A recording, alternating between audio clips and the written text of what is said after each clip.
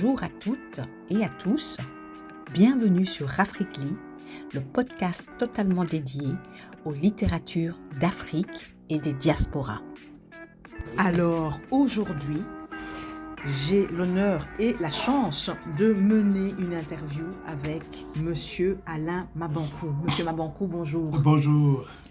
Alors aujourd'hui, je vais interviewer Monsieur Mabankou, non pas en tant qu'auteur, mais en tant que directeur artistique du festival Atlantide Monde de Nantes. Oui. Et nous sommes à Nantes.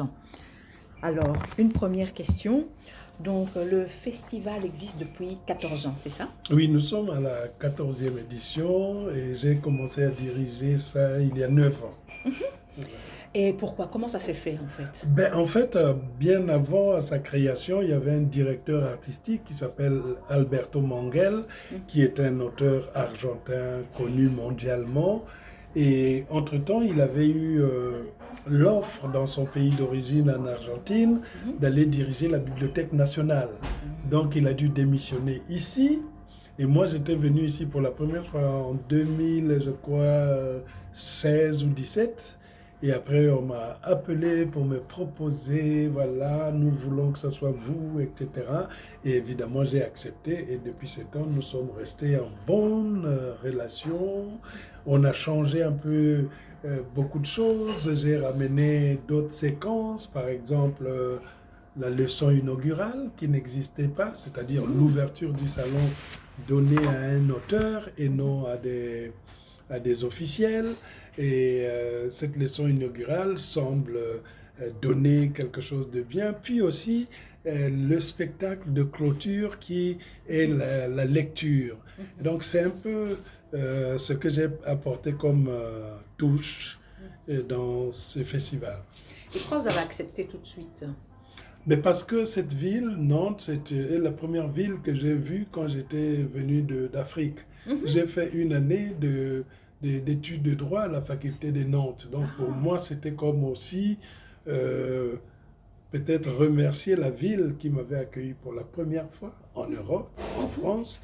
Et puis aussi, les thématiques de la littérature du monde sont des thématiques qui font partie de mes obsessions en tant qu'écrivain, en tant que prof. C'est pour cela que l'acceptation était carrément automatique. Okay. Et comment se fait la sélection des auteurs? Alors, la sélection des auteurs est un processus très intéressant parce que personnellement, c'est moi qui dresse la liste des auteurs. Et je la dresse pas seulement parce que les auteurs viennent de publier. Vous pouvez avoir publié votre livre il y a 20 ans, 10 ans. Ce qui compte, c'est est-ce que votre parole ou ce que vous avez dans votre œuvre peut coïncider avec les thématiques qui seront les nôtres. Et à ce moment-là, je dresse la carte des 5 continents, l'Afrique, l'Europe, l'Asie, et maintenant je dis, je vais prendre par exemple en Afrique, on va prendre 10, en Europe, on va prendre, je sais pas, 20, et voilà, jusqu'à ce qu'on arrive à 60, parfois 70 auteurs, et on fait une réunion. J'ai une équipe ici constituée de 2 femmes, Axel Rose de la Cité de Congrès ici, et puis Fleur Richard qui, elle, travaille au lieu unique qui est une institution de culture très très développée. Donc on travaille tous les 3 avec une attachée de presse, Lise Martin. On travaille à façonner la dernière liste. Voilà. Entre-temps aussi, il y a les éditeurs qui envoient des livres, qui appellent. Mais nous ne sommes pas obligés d'obéir aux éditeurs, sinon on risquerait d'avoir un festival fourre-tout, il n'y aurait pas de ligne éditoriale. On ne peut pas non plus aussi dire non à un éditeur, parce que le jour où on aura besoin d'un de ses auteurs, il va dire « ouais, mais bon, hein ». Voilà. Donc on essaie de dire « oui, oui, on voudrait bien, mais… » on a vu un autre auteur chez vous, donc souvent ça marche. Il sait qu'on ne peut pas prendre ça parce que ça ne rentre pas, mais si vous désignez un autre livre, c'est pour ça qu'on leur dit, n'envoyez pas d'abord les livres, envoyez les catalogues. Comme ça, le catalogue nous donne déjà un menu de ce qu'ils ont. Voilà. Et oui, ce que j'ai beaucoup apprécié aussi, c'est Vous semblez donner une grande importance aux jeunes talents venus d'Afrique. Oui. Donc, oui, dans votre sélection, pourquoi Parce que je n'ai pas oublié que moi-même, j'étais un jeune auteur qui galérait pour trouver des espaces pour exposer ma création. Et ce qui est important pour les auteurs aussi, c'est qu'il faut ramener des auteurs aussi inconnus, ce qu'on appelle les primo-romanciers, ceux qui viennent d'écrire leur premier roman, et les mettre dans le bain avec les autres déjà chevronnés et les rassurer dans leur création. C'est pour ça que j'ai fait inviter des auteurs comme les Steven Aganzé ou des... comment ça, la femme, mademoiselle Charles. Et tout ça, c'est aussi le sens de ce salon, c'est faire découvrir les voix. Donc les voix neuves, les voix... vous avez vu ici, parfois on n'est pas forcément dans le bling-bling où on amène des grosses têtes d'affiches pour... Non, on sait que même un auteur qui est nouveau, inconnu, vous le mettez dans une salle, ici à Atlantide, ça va remplir cette salle. Parce qu'ils nous font confiance pour notre sélection. Ils se disent, oui, si M. Mabankou et son équipe ont choisi ces jeunes, c'est que ces jeunes-là, ils vaut quelque chose, on va écouter et c'est ce qui se passe toujours. En tout cas, moi, c'est la deuxième fois que je viens. J'ai eu un choc en découvrant Angelo Bayok. Et voilà. Mon Dieu. Et Steve Aganzé, j'ai pas les mots. C'est impressionnant. Voilà. Excellent choix. L'expression, le truc comme ça, voilà. Donc, c'est quand même un laboratoire. C'est pour cela que souvent, l'angoisse souvent de la ville ici, c'est que je dis un jour, bon, je suis fatigué, je ne veux plus le faire. Donc, chaque fois, j'essaie de, tu es sûr, on ne peut pas renégocier le contrat. Je dis, je suis là, ne vous en faites pas.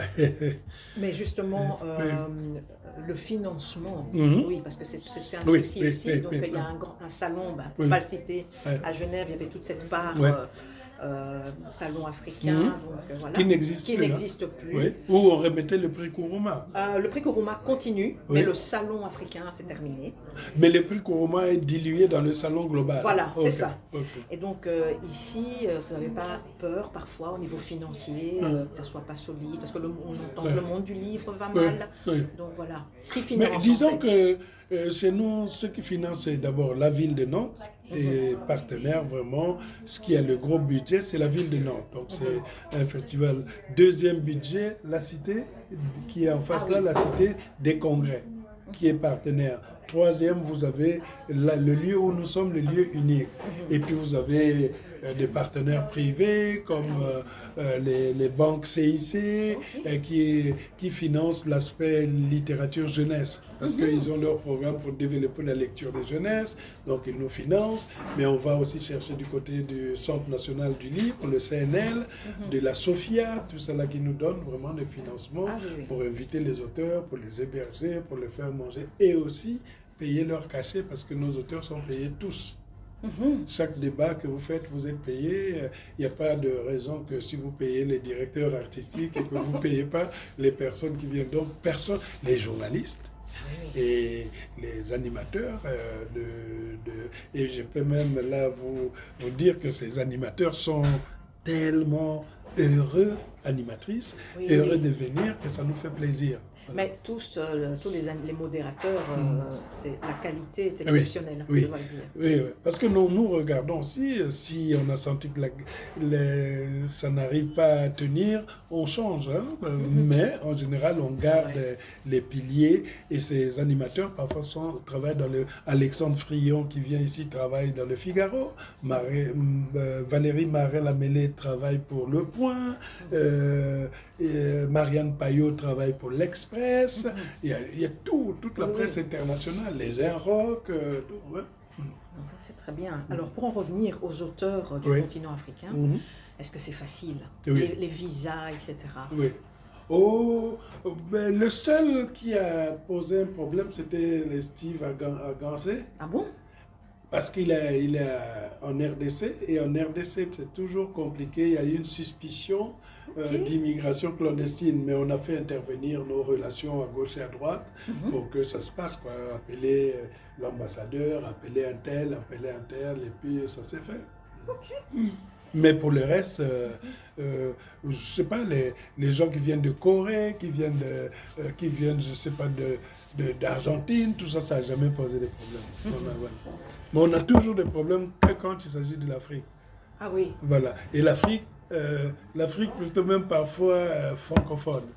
Ah bon? Bah ouais, parce que nous, on a reçu des Nigérians ici, ça Il n'y a pas de passait. problème. Oui, les Nigérians, les Ghanéens, il n'y a pas de problème. Mais quand il s'agit, ouais, je viens du Cameroun, du Congo, du tout, c'est toujours. Bon, on a une année pour le faire. Oui, voilà. Et puis quand c'est le maire de la ville qui rajoute un petit mot, ça passe plus vite. Ah oui, c'est ça. Oui. Un tout grand merci. Mais merci, Voilà. c'est moi. Hein? Oui, de m'avoir accordé ce temps dans un emploi du temps surchargé. Et voilà, ça arrive. Merci beaucoup. À bientôt. Voilà.